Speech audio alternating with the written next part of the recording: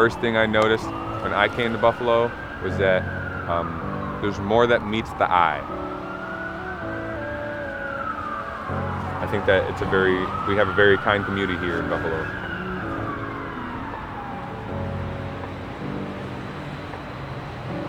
It's a big city and whatnot, and as you start to move outwards, you'll start to see a lot more of rundown buildings and boarded up windows, and some people think that's a bad thing, that their city has boarded up windows and whatnot. I think that it adds more character.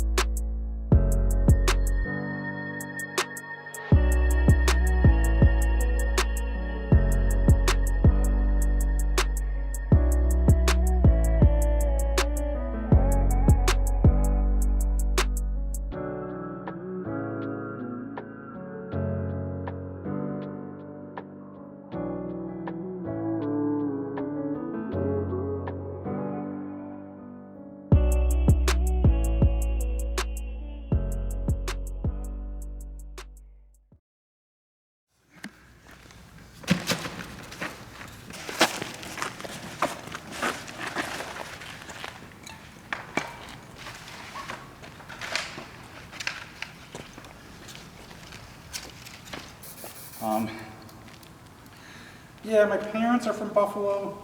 They got married and they eloped in Niagara Falls and moved to Long Island in New York City in the late 60s. My dad was working at a guitar shop, teaching, doing guitar lessons and stuff.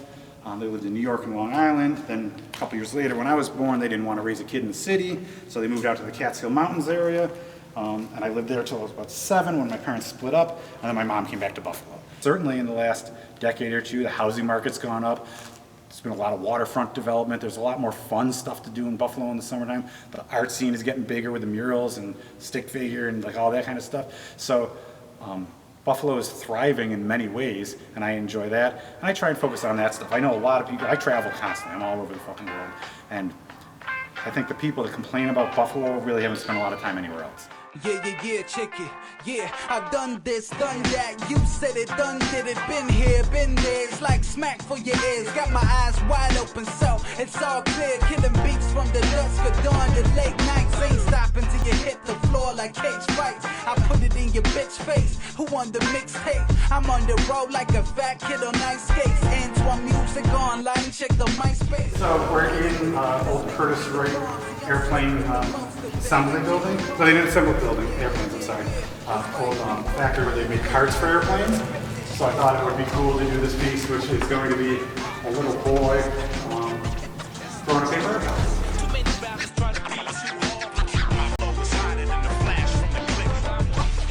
First thing I do is come up with an image on the computer. Once that is done, if it's a small image, like 1 foot high or something like that, I might incorporate some kind of cutter machine like a Cricut or something like that to do real small detail stuff. So he's a super interesting character because I do love his work, but it's very unique because we're talking about the different kinds of artists, and he kind of crosses the genre, and it's hard to say what he is. He definitely has a positive message and cool artwork, but he also kind of has the tagger mentality. Taggers or graffiti, that artwork is not meant for general consumption, the general public. That's for other taggers, how the fuck do you get way up on top of that bridge? Or, oh my God, that's a cool fucking spot, and like, oh, I can respect these everywhere. And that does not need to have the same public artistic value, I would say. I don't know if anybody's looking for me, they might be, but I know they're looking for Stick. I've talked to a lot of his friends and family and girlfriends and stuff like that, and they're looking for him. And 2 of his street pieces, I went and tagged up next to without telling him, so that he'd get a surprise that we all of a sudden kind of had a collaboration piece that he didn't know about. I went and put a top next to him saying, "Look out, Stick Figure, the man's looking for you," or something like that. I don't know what I put. When you throw up stuff on government property and highway signs and stuff like that, you get the cops' attentions, you get the feds' attentions, and they look for you. I thought it was super creative. I thought he did a great job. It was super ballsy because, you know, had they had called on, they took it down pretty quick. And had they called on him while he was still up there, there'd be nowhere to go. Like you're not getting away in that situation. So I applaud him greatly for the balls to do that. One of the only valid parts of that is people worry about people getting hurt. If he falls off the Grand Island Bridge and dies or doesn't die, is somebody gonna sue? Is his family gonna sue? Is he gonna sue? And so like, there's legal repercussions that people worry about. And that's a valid concern. You know, if you broke into my house and got hurt and you sue me, I'm gonna be pissed too. It's not even clear what the message is. Everybody takes their own message from it, but you know, it's a thought-provoking, positive piece. And so I love that, and that's great for him. But then he also plays the other side of it, where he's functionally a tagger as well, and he'll put it fucking anywhere. So that's the Family Trappers. That's, you know, their line of stuff is not cheap, and it's definitely like an exclusive collector item piece. They're not unlimited. Do a run of 33, and art supplies cost money. It's his time. If he goes to jail, that's going to cost him money. So like nothing in life is free, right? So he's doing it because he's passionate about it. And is it wrong for him to make money off of what he's passionate about, or is it only okay if he makes money washing dishes?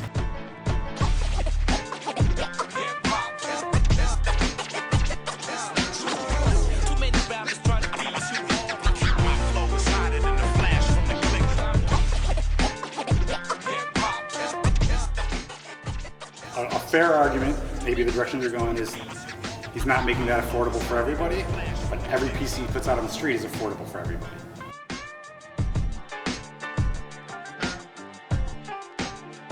I used to be a big fucking fighter and troublemaker. My attitude used to be, you know, everybody deserves their ass kicked at some point, and if you give me that opportunity, I'll be happy to fucking fulfill it for you. Like, that was my attitude when I was young. I've had a couple artists here in Buffalo, in New Orleans, other places, where they tagged over or covered my pieces, and I reach out to them. Like, I'm like, why start a beef with them? Some people will fucking shoot you over it. I'm like, and if I go back and you cover my piece and I go back and cover your piece, that starts a war, at least on the streets, and then half my pieces are gonna be gone. Mr. Stupid, local artist, covered one of my pieces, and I couldn't find him online or anything like that. And then half a year later, he commented on my Instagram on one of my pieces. He's like, oh, I got a piece up next to yours, blah, blah, blah. And I'm like, that's really cool that you put a piece up next to me. I like seeing that a lot more than when you covered my piece. And he's like, yeah, sorry, man, blah, blah, we hashed it out, and it's fine.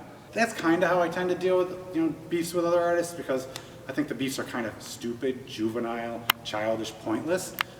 And egotistically, I want my pieces to fucking live on the streets. So I don't want to do something that's going to fuel the fire to make my pieces disappear. The way I'm doing this one is a little different than I normally do. I'm like often like do my second piece of the stencils, kind of separate small piece of paper, and come in and put them in. Here I'm using the cutout of the big stencil to do that, and we'll see how it goes. And this goes back to your question about is that all right to make money. I really like Nicole Cherry. She does the big buffaloes around Buffalo. She did a mural over at the General Mills, like the cereal character, and a bunch of stuff over there.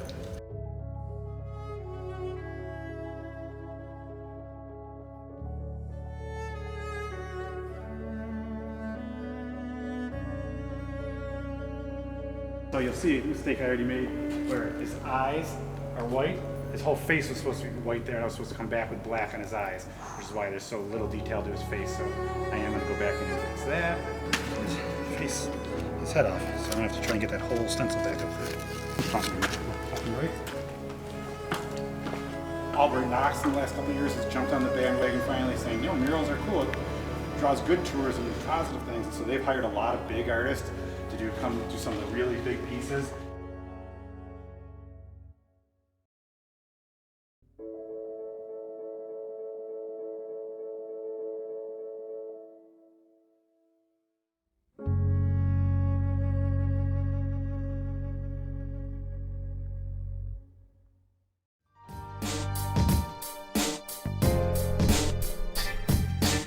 What is your general opinion of graffiti as a whole? If it's artistic, I love it. I love graffiti personally. I respect it like as the art form. I think it's cool to look at. I think it's cool. I think it's an expressive art form, and I think the general public does not respect it in the way that I should. And when it's done respectfully, I think it's something that's beautiful, and it's a beautiful addition to our public spaces. It depends on the message that it sends, though. Like if you can do that simple stuff and it has a powerful message, then it's okay. But if it's just your name and some scribble. You're just vandalizing. But if you can make it artistic and, you know, where actually somebody can actually get what you're trying to say, then I don't care where you put it. Have you ever heard of Stick Figure Guy? I see that everywhere. Yes, guy yes, right here? yeah, actually, yeah. I love See it that. all around, all the time. That's one of I my think it's really cool. favorites. I love that one. I think it's almost become a Buffalo meme. I don't know how long I've been seeing it, but it's been the last couple of years that I've seen it around, like on overpasses and stuff. It's simple enough where I could see other people copying it, maybe. Yeah. It almost becoming like a sort of, Like a positive movement. yes. Yeah. I think he's hilarious, and I love the fact that he always puts the heart in it, you know what I mean? I like it. It's like cute. There's a little heart and like a guy walking with a backpack. It's optimistic. Speak love. Yeah. Spreading peace and positivity. I think that's what I see from the image. His stuff is cool, and it's not a lot, and it's always the same simple little thing. Like, I know a guy who does like cardboard cutouts of them and like sells them. I think they're cool. You know, I like the way he does his graffiti. It doesn't bother me at all. I love to run into those, you know what I mean? Like, I see them in a lot of different places. You guys think Buffalo in general just has a graffiti problem at all? I think it needs more graffiti, if anything. Let's get it, man. I mean, put it up, make your name known, make your artwork visible to the general public.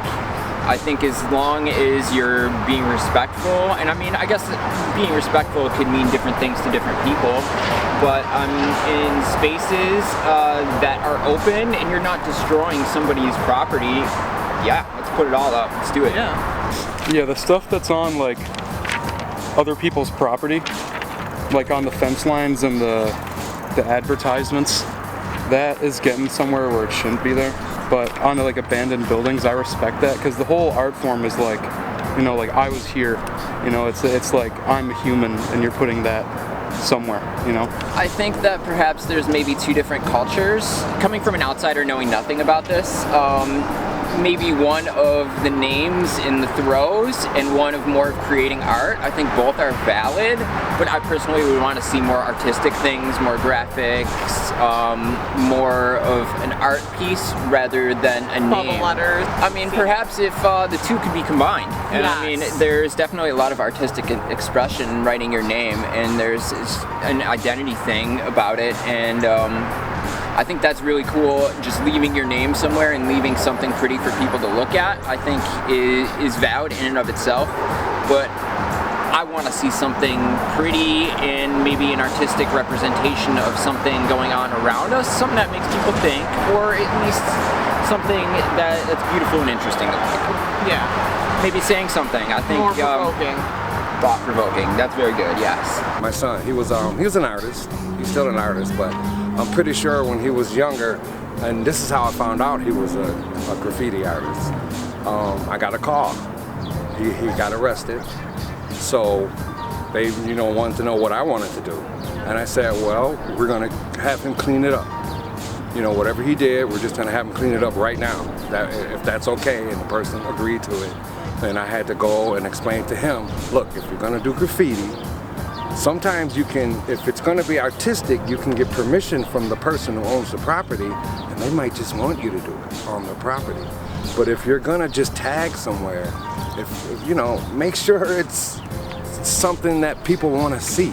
I think after that conversation I had with him, I think, you know, he figured it out. I tried to get him into doing murals, because like he loves to just do art. And I'm like, if you want to do it on walls, you can probably turn it into a business. Like, you know what I mean? Like, but he ended up just starting a painting company. So he's still painting, you know.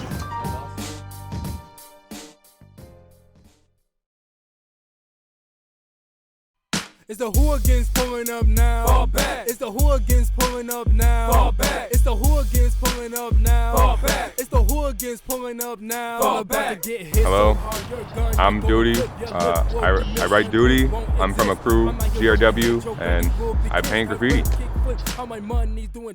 I was born in Ohio, moved here when I was younger, and I didn't really come out to the city too often until I started getting a little older. My morning routine, what I do in the morning, wake up and I take a shower, brush my teeth, get ready for the day. I go to work, and then after work I come home and I do a little bit of sketching. I try to get some letters down, try to get in my book a little bit so I can get out in the streets a little more. I try to do it at least for an hour a day, sometimes more, sometimes less, depends how my day goes. Getting in the book is what's really important. I wasn't doing graffiti my entire life, but I was very artistic with drawing characters from my favorite cartoon shows to try to make it my own.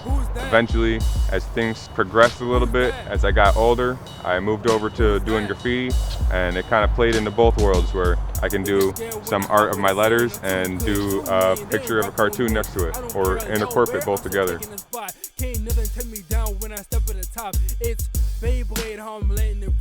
First thing I noticed when I came to Buffalo was that there's more that meets the eye. It's a big city and whatnot, and as you start to move outwards, you'll start to see a lot more of rundown buildings and boarded up windows, and some people think that's a bad thing, that their city has boarded up windows and whatnot. I think that it adds more character. Who's that? Who's that? Who's that? Who's that? It's the hooligans pulling up now. Fall back. It's the hooligans. You can start from as young as 15 if you're in school. Some people start off by sketching in class. You can start as old as 21. It really depends on how you're brought up. It's the hooligans pulling up now. Fall back.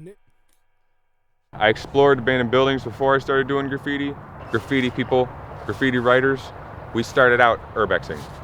Definitely the abandoned building scene here is very, very, if not connected with the graffiti scene. Once I actually started getting into Buffalo a little more, like seeing some buildings like the Buffalo Central Terminal, there's a lot of history behind that. If you haven't painted before and you go to an abandoned building, you start urbexing, you'll see some of the artwork and you'll be blown away by it. It'll be some of the most life-changing stuff you'll see. Up close and personal, you see in a lot of abandoned buildings, you'll see a lot of the older writers like Hurt and ATAC. They're around a lot. They've got some pretty crazy pieces. Mayer and Imore, Came is one of them. A lot of those writers inspired me when I was coming up, especially seeing their pieces in abandoned buildings. Everything was super clean. There was very little mistakes. Like, you could tell that they really took their time, and they did the piece multiple times in a book before they went out and did it. They have a lot of style, like they add a lot of color contrast, and there's a lot of deeper artistic details that you notice once you get farther into the game that you see a lot in their work. That's pretty inspiring when you're trying to do it yourself, you know what I mean? If you're just starting, any sketch really is important. Getting some practice down, finding your style. A lot of times I like to prepare before I go out with a nice, decent sketch and have an idea of what I do before I go out, but it depends on what you do. There's a lot of artists out there that prefer a simple style to where they can have it memorized and they don't have to do anything outside in the book. They can just throw up whatever they want to, and not a lot of preparation involved. Me personally, I like to prepare my work. I like to have a color scheme in mind. I like to have an idea of what I'm going to put up on the wall. I like an idea of sometimes where I'm going to do it. Sometimes I'll scout before I go actually paint, you know what I mean? It definitely is a different world that graffiti has seen throughout the years as social medias came out, because before then, you only ever saw it when you were driving by. So now you can actually like get your artwork out there, and it can be seen by more people than just whoever sees it in real life, you know what I mean? So everybody can see your work. It definitely helps out growing who you are as a writer.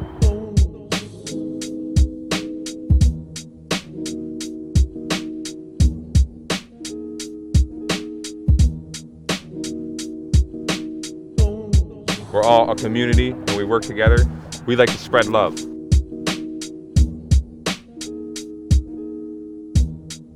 Main writer I'd like to point out for this is Stick Figure, obviously. He's got his whole spread the love, the speech bubble with the heart. And you'll see there's a lot of other writers out there that will add something about love in their pieces. He's definitely got a crazy movement going out there, and he's one of the first few people you'll see doing urbex art. One of the most recognizable figures in the city won't be found in the papers or on your screen, but on the walls of buildings and sidewalks around the city. I ran away from foster care at 16, and I was a traveling hobo, so I've been to every single state except Alaska. and it's like a hobo, it's a moniker. So it's like every single state you would draw it on a train or on like the back of a Walmart or something. And I would just kind of hope that maybe one day my kid would be in Utah and like Moab, and he just takes a picture like, hey, look, I just found this arch and you carved your, like, you know, like, and it's like got like date from like 2017 or something. The craziest experience I've had while painting graffiti in Buffalo isn't to do with graffiti writers per se, not even law enforcement. It's actually to do with the drug addicts. I've had a lot of drug addicts who they like to live in the abandoned buildings, and I've had a couple people actually run up on me a few times. I came out pretty fine. Nothing ever happened to me with any of those situations, but it could have ended a lot worse, and definitely an eye should be open to some people out there. In Buffalo as a whole, as the city, you'll see that there's a lot of murals. Murals and graffiti aren't technically the same, but they are very, very similar. You know what I'm saying? So I feel like them opening up to adding a lot of murals to the city is very attracting to a graffiti artist, because it's the same kind of art. They're both on open walls out in the middle of the city. There are some rules in the graffiti scene. There's a style, so like we have a structure we like to follow. So you could do anything that you want, add any kick, any flair, but there is a letter structure to where you could actually tell what they're writing. So I feel like that's one key rule. Another rule is respect other people. So like if you see an old piece, you don't want to cover up an old piece, especially if you're going to do something worse over top of it, because it's a lot about respect and respecting some of the older writers that have been in the scene. I think that eventually they're going to try to crack down on it a little more. They're going to try to take it away, because I know the city sees graffiti as aggressive. I hope that my work inspires people, and I hope that other people can get out more and try to paint for themselves and express how they feel on a wall. There's other people out there in the world, other than people that do graffiti, that actually love graffiti.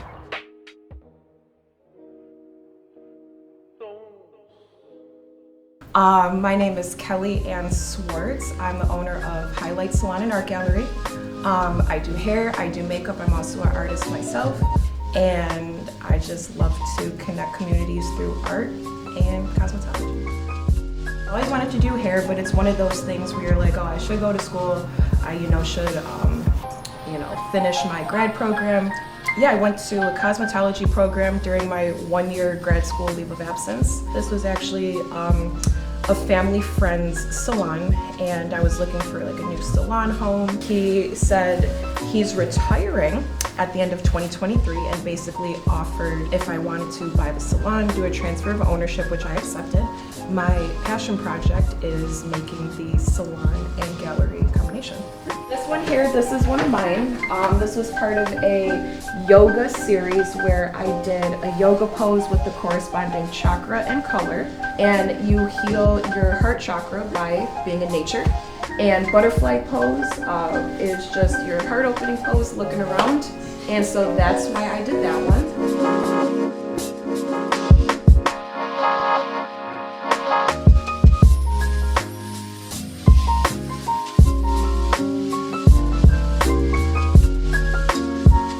Common sense isn't truly common, but I feel like having a moral compass should be. So it's like, art is taking risks, art is creating discourse. If I do something illegal in the name of art, people are going to talk about it. Negative attention is still attention,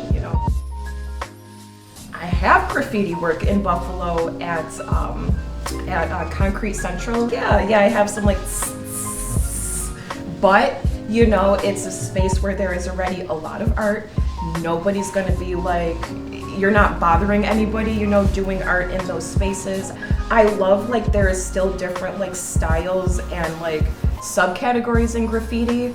Obviously, you have your lettering, then you have your very stylized lettering. I've seen the coolest thing, very geometric, very square compact. Then you have your bubble letters, a little bit more organic and free. Then you have people that do pictures where they a little cute peace sign, or I see a lot of cartoon graffiti at Concrete Central, which is really cool. Of course, the stick figure guy has created this silent but not so silent conversation in Buffalo. You see the backpack and the heart, you're oh, I know who that is, so I think that's That's very wonderful. Hey, you know, they say we're the city of good neighbors. You know, I think it's cool. You know, like love is the highest vibration. There's a lot worse things you can do than a heart and a stick figure person. I think it's simple. I think it's innovative. You see it everywhere, so it's consistent. I think like the mission is really, really cool. The places where you see it, I'm like, how did you get up there? Which I think is really cool. It makes you look. It makes you...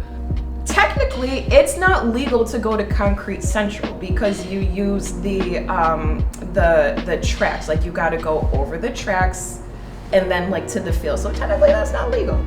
Dumpsters and stuff, and it's not reducing the graffiti to like dumpster art. And I may be a little hypocritical to say that you can graffiti a dumpster, but not my dumpster, you know. So I guess that's another little moral line to cross. But yeah, as long as you're not hurting anybody or intentionally destroying property of somebody that knows, somebody you know that doesn't want their property destroyed or visually altered without permission. Once it's there, you know, so you have to either have enough skill to say, okay, I know how to make this better, correct this mistake, or enough mental skill to be like, you know what, that didn't come out good, let me find another spot. It's less pressure, it's a new medium, if you will, and it's fun to not be perfect at something. As an artist, I'm trying to find things that I'm not good at. So this is probably one of my favorite paintings that I've done. It is a Tree of Life. This was the first thing I painted after a pretty serious car accident. And I didn't realize until a few months after painting this that this is a self-portrait. To me, I think it's a really cool way to visualize myself and kind of how I see myself. You know, a self-portrait doesn't have to be your portrait, it can be anything. We're losing a lot of stuff, you know, I don't see as many, you know, small businesses, small restaurants, so I'm pretty sad about that. It's really interesting, like, having this kind of, like, geography and being, like, a Rust Belt city. Like, we go through a lot. Like, this was, like, a really hard winter, you know, and our history, you know, like, we had a lot of jobs here. Then, you know, something happened in, like, the 70s and 80s, where it's, like, we lost a lot of jobs, lost a lot of, like, revenue coming into Buffalo. But we still create.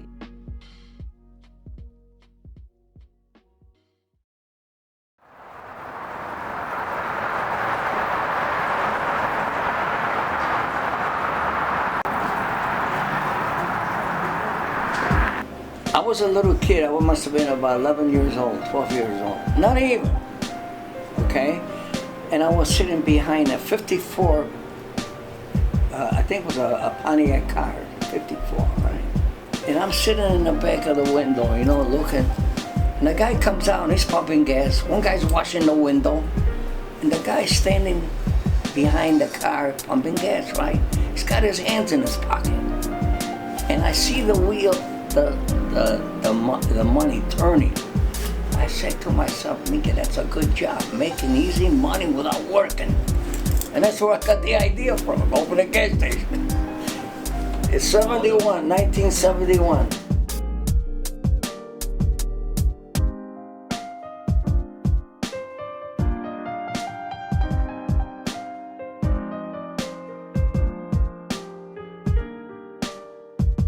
Like I said, I have a lot of people, a lot of customers. This kid came over here. He had no work. He started, you know, help me out over here. He says, he was going to open up a detail shop.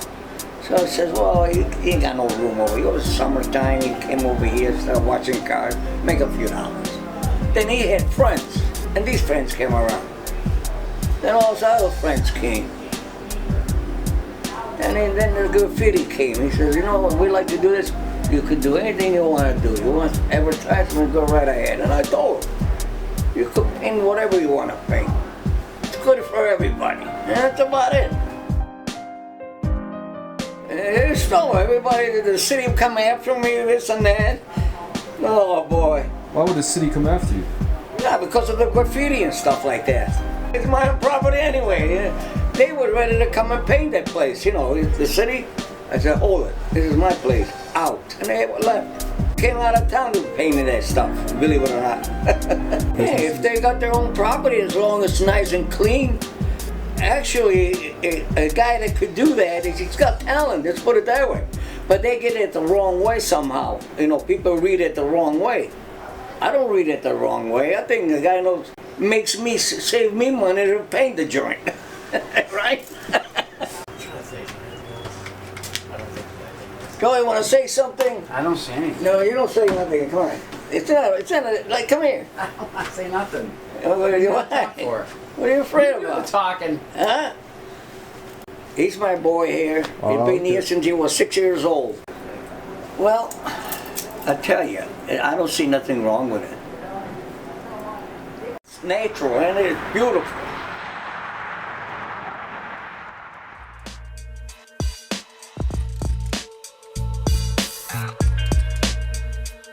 I didn't know what graffiti was until I saw I saw somebody like do that, and I was like, holy shit, like I want to do that. I just kept on going because it was more of a passion to do graffiti. I always loved it.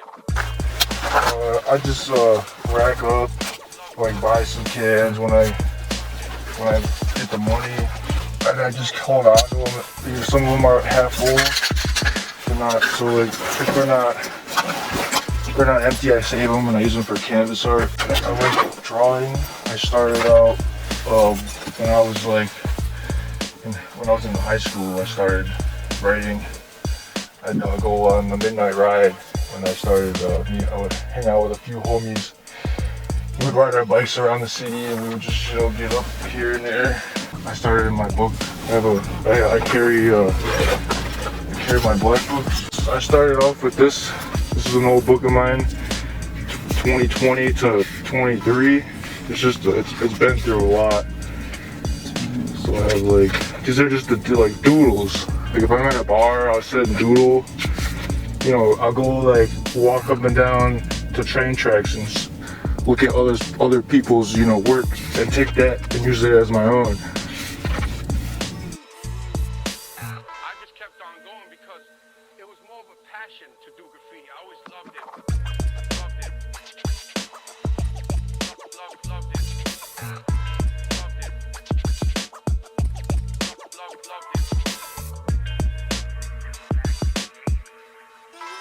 There's tagging, there's throw-ups, there's fills, you could do fills, there's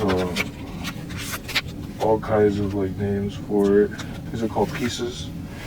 This is called a tag. So this name was given to me by another artist. Everybody could be a goat.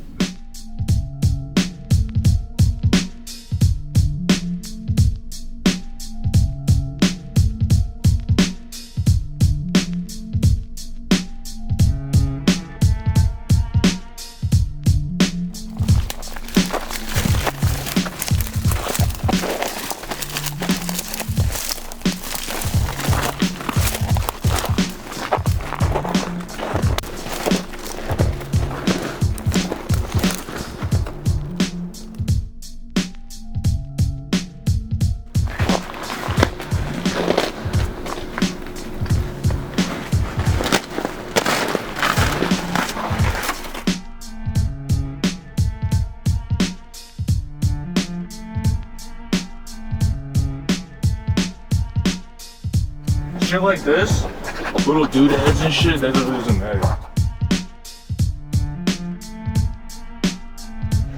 Long stick, they tie sticks real long, and they have buckets of paint.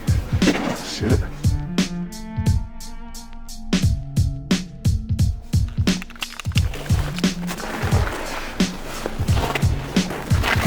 Right on buildings that are not abandoned. You don't go up to a random car and just tag it. There's some people that they do that just to be a punk. It's called dissing. Yeah. When someone disses your work. It's happened to me before. Someone dissed my work at the. What I do is I go over it. I do better. And if they want to keep going over it, then I'm gonna keep going over it and making it better.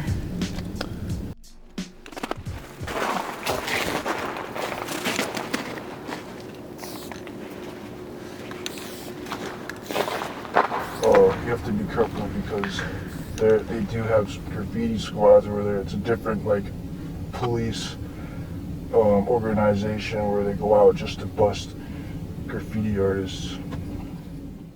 I've had an experience where me and my friend went out and we were being followed, but we got by the time we got done, we were already like out of the area. They're trying to like keep the city clean, but at the same time, like we're just kids out here trying to like get our name up.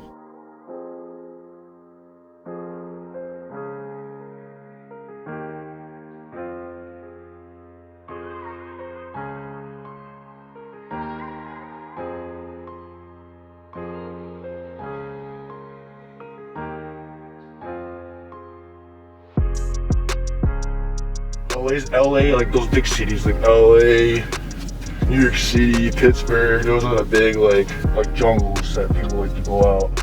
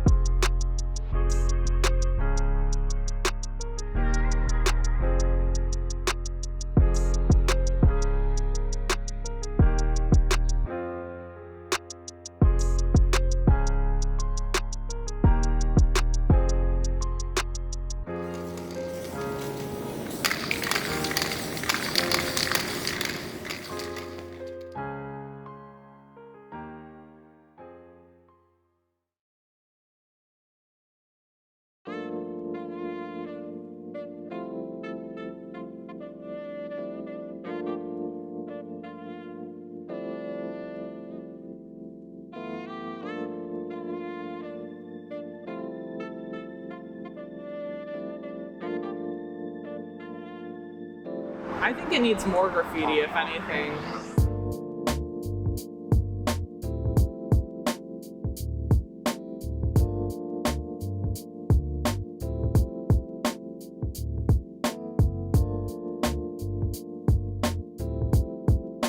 You could paint whatever you want to paint. It's good for everybody. And that's about it.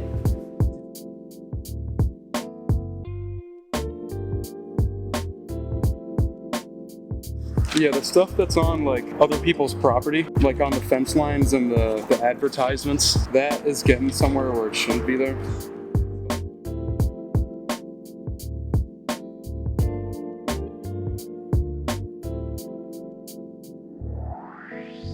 And I didn't really come out to the city too often until I started getting a little older. Started coming out to Buffalo a little more. I explored abandoned buildings before I started doing graffiti. Definitely the abandoned building scene here is very, very, if not connected with the graffiti scene.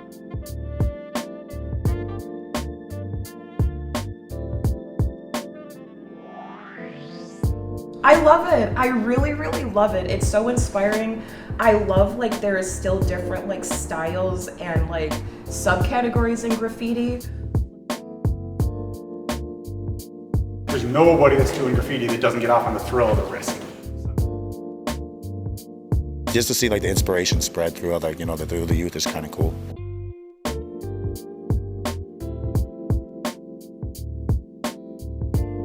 The more scenic, the better.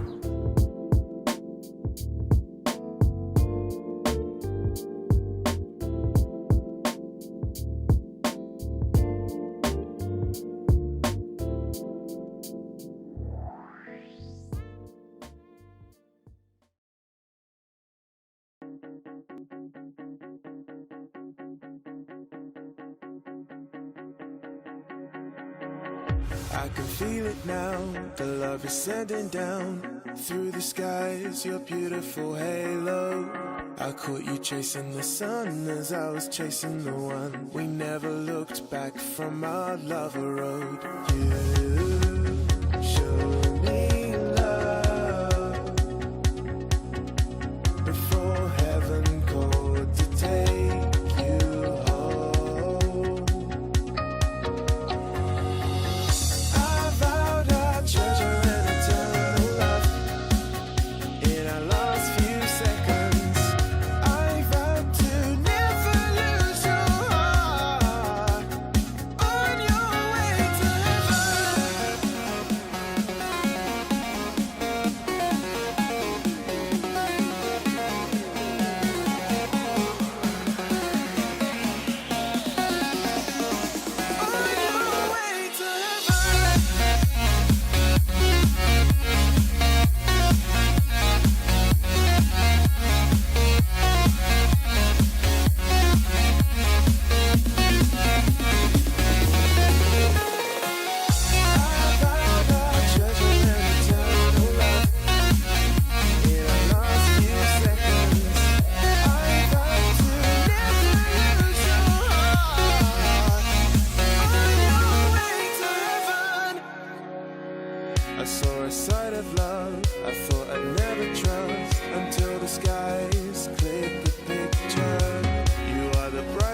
to which I pray to God.